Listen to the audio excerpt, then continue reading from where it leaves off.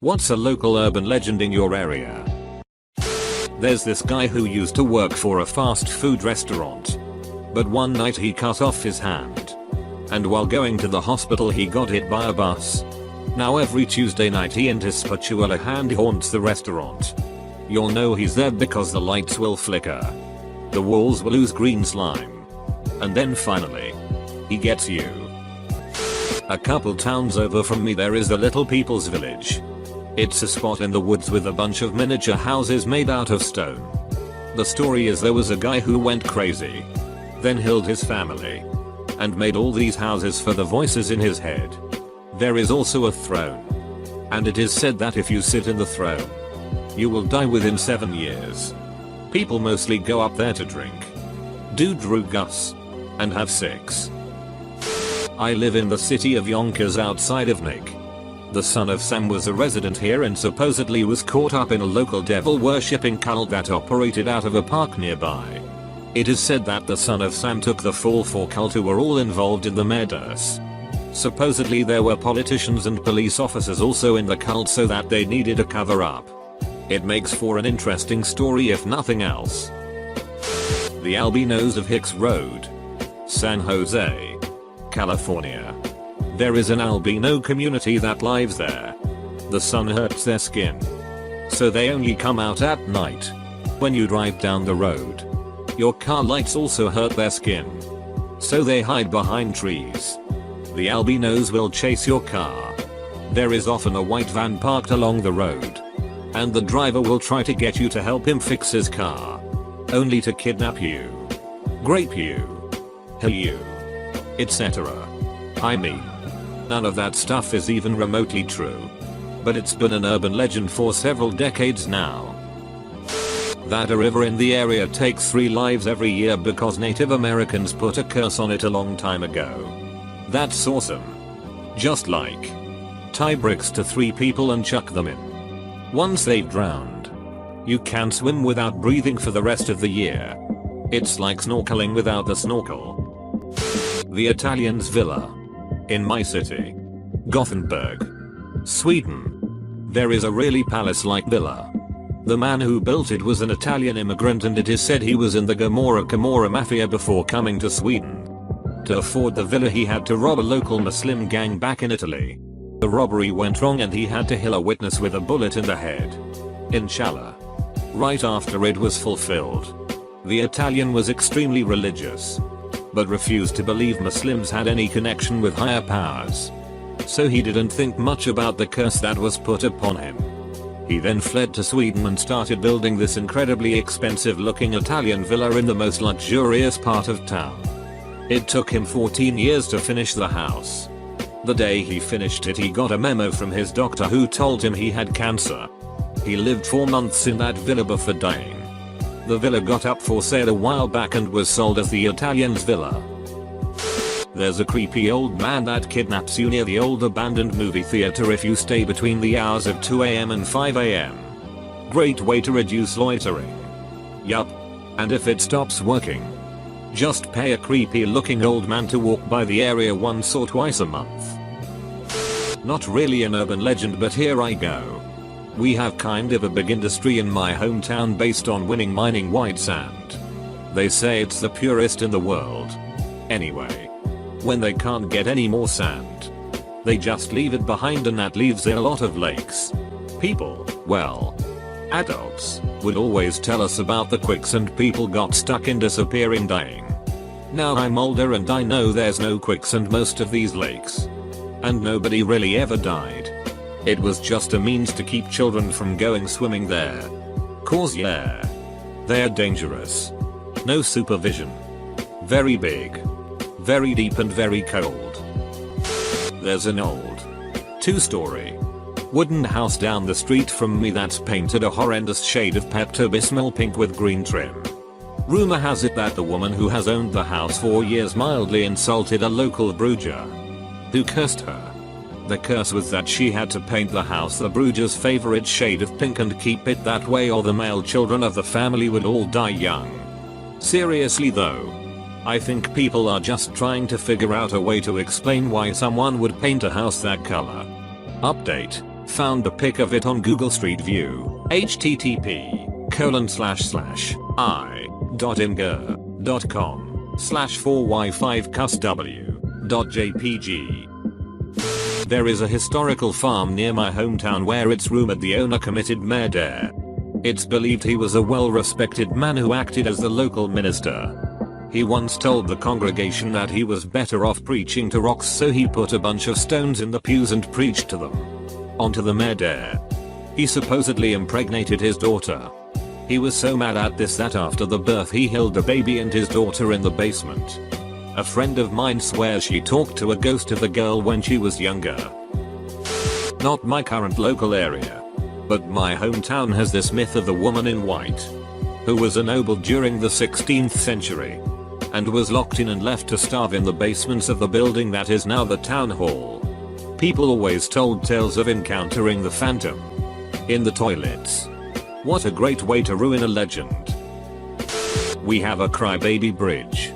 But after a Google search, it seems lots of places have crybaby bridges. Basically, you park under it at midnight, honk, and then you hear a baby crying and a white owl runs by or something. I've done it and nothing happened. I'm sure there are better ones I am forgetting. Hilton Head Island. There is an abandoned lighthouse on a corner of the island. It was abandoned because a long time ago a slave hung herself, and after that some freaky sheets started going down, so people left.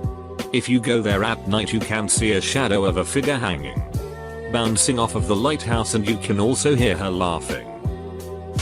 In the village that I grew up in the 1990s, there was this odd guy who always used to cycle around. As I remember, he was in his 30s and would wear slightly dirty jeans and a leather waistcoat over a dirty t-shirt. He looked a bit like a troublemaker, but no one ever saw him walking, much less speaking to anyone or making trouble.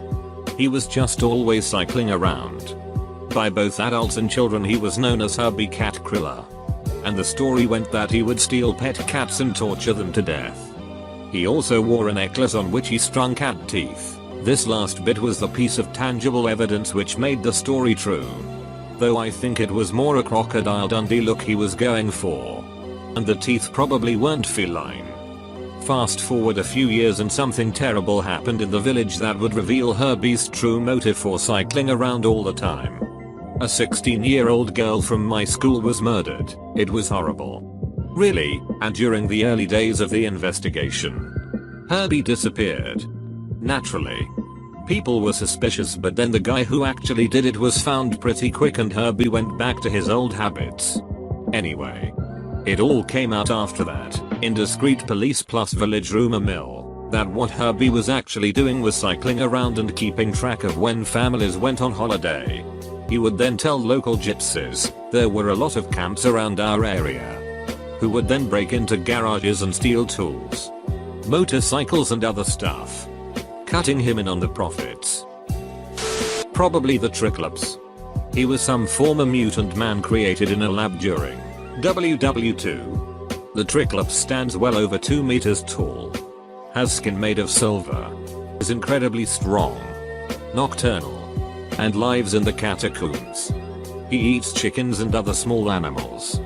Sometimes the remains of his meals can be seen near the various entrances to his underground domain. Sometimes if it is quiet enough you can even hear him underground. Built in 1886, the Ohio State Reformatory was designed to humanely rehabilitate first-time offenders, and was initially applauded as a positive step toward prison reform. However, conditions rapidly deteriorated. After 94 years of operation, the prison's legacy became one of abuse, torture, and murder. Denounced by civil rights activists for its brutalizing and inhumane conditions, the prison eventually shut down in 1990.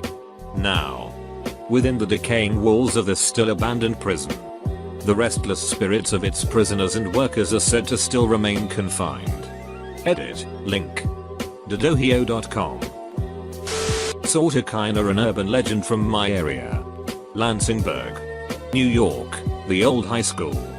The legend has it that early in the 1900s a teacher went insane and slaughtered as many students as he could with an axe in room 243. This room is haunted at night by the ghost of the teacher, ranting and raving and waving his bloody axe, and by the students running and screaming in panic. Satanists and human sacrifices on the mountain. Supposedly in the 70s a professor started a Satanist cult, and they would go up this mountain road and block it with their car. Then when you drove up and had to stop, they'd pull another car in behind you and trap you, then sacrifice you to Satan. There's a spot on the mountain called the King's Chair, and that's supposedly where the killing would happen. It's easy to hike to and sort of looks like an altar, I guess. There are also satanic symbols on the mountain, and no matter how many times they are sandblasted off they reappear. Also the Goatman of Pope Leg Bridge. Indiana folk legend of the Blue Hole. Southern Indiana is prone to sinkholes due to limestone being weathered out from the previous ice age. This part is true, they are everywhere down here. The legend goes that there is a blue hole, a sinkhole filled with crystal blue water, the kind you find when a quarry floods. Legend goes that no one has ever reached the bottom because it separates into an elaborate underwater cave. Even after professional dives. Some teens drowned in the blue hole and their bodies were never found. The blue hole just swallowed them up. This one is mild compared to other Indiana legends. But geographically the blue hole is closest to where I am. I live in Worthington, Ohio. In our town we have the legend of the White Bride. Supposedly in the late 1800s a wedding was being held in our town square. Through a series of unfortunate events a horse and buggy ran wildly across the village green and into the wedding party. The bride was instantly healed. Now, the legend goes if you go to the village green on the anniversary of the tragedy you can hear the gallop of horse hooves and the scream of the bridge as she was run down. It's a big thing for the kids in our town to gather on the green on this night and see if they can hear it. There's a weird soldier doll on the edge of my town with bullet holes in it. And a bunch written on them. It is said that whoever writes their name on the doll gets killed by it the following night. Try writing something else on the doll. Perhaps starvation. If it works, you end world hunger. If it fails, well, see you in heaven. I have two in my area. The glowing house. There is a house on State Line Road that divides Arkansas and Oklahoma. It sits on about 10 acres of land on a hill that is completely fenced off and posted. At night, you can clearly see the house has sort of a blue glow to it. There are absolutely no exterior or interior lights on. Also, the house is abandoned. Has been for as long as I can remember. Gravity Hill. There is a hill located nearby. Don't recall the city off the top of my head, where a bus full of kids crashed and all were healed, allegedly. Legend has it that if you go to the top of the hill, put your car in neutral, that you will remain at the top of the hill without moving backwards. People say it is the spirits of the children pushing the car up the hill to keep you safe. I have heard some people say that they put baby powder on their back bumper and will see little handprints afterwards. I live about 15 miles outside of Stull, KS. There's a cemetery there with a church, behind which there is purportedly a staircase that is one of the 7 gateways to hell. The church is old, so it's just stone walls and no roof. But allegedly no rain or snow will fall inside of the church, and if you manage to find the staircase, it descends forever and you can never reach the surface even if you turn around just moments after beginning your descent. There was a large tree near the church that was supposed to have been used to hang witches once upon a time. But the tree was recently destroyed. There's a rumor that, when flying over Kansas several years ago, the Pope refused to fly over Stull. It's a very popular spot for drunk high school kids to go visit on a dare in the middle of the night. Sadly, the walls of the church were knocked down a few years ago as well. But you can still tell where it was and the staircase remains. It's supposed to be difficult to find, and I've never bothered to look very hard for it.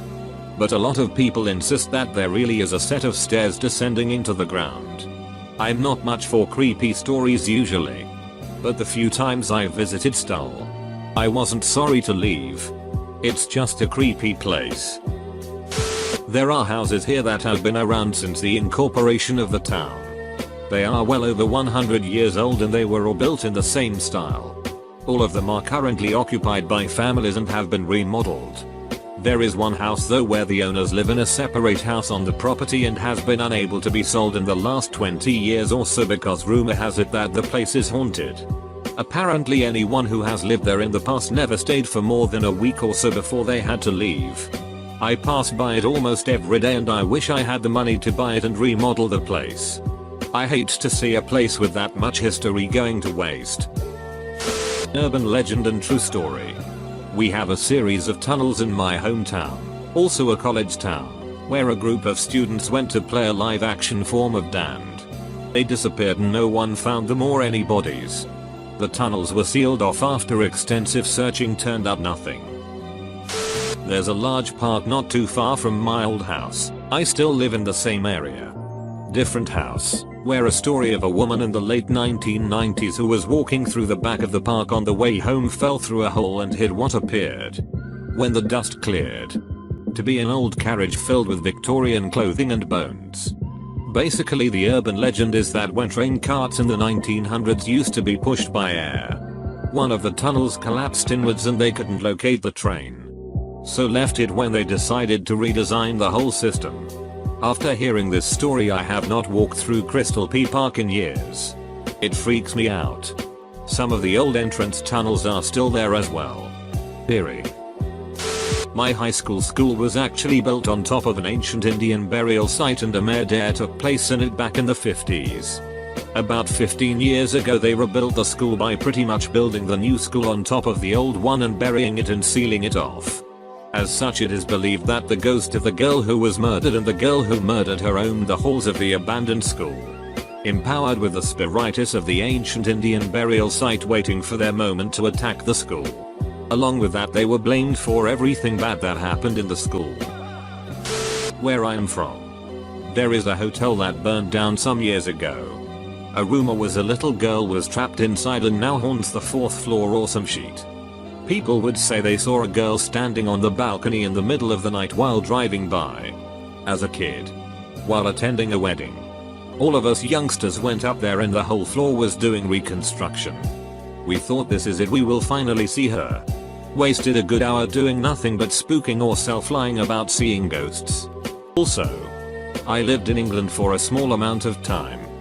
And rumor there was a girl was babysitting and every time she put the baby to sleep, it would cry and point at the scary stuffed clown in the corner. After this happened about 2-3 times the babysitter called the parents to see if she had their permission to move the clown out of the room. However, once getting a hold of the parents, they stated they didn't own any clown toys since the wife was afraid of them. When going back into the room, the window was broken open and a ladder at the bottom. Apparently, some people were stealing babies and killing them or just keeping them, and this was the rumor on how it was done. Someone would dress up like a clown and hide in the toys in the room. There is an old 10th century castle, think military outpost. Not fortified housing for the local noblemen. It is said to be cursed and turns anyone who lives there into an evil bandit. Turns out this comes from the fact that the noble family that had it built turned to a life of pillaging about 3 generations later, around 1050, and was therefore crushed by the Dukes of Burgundy, who didn't really like their noble families to mess with their territories. Afterwards it was used to protect the valley of the Saône below, and the real castle of the Dukes that is still standing about 10 kilometers away.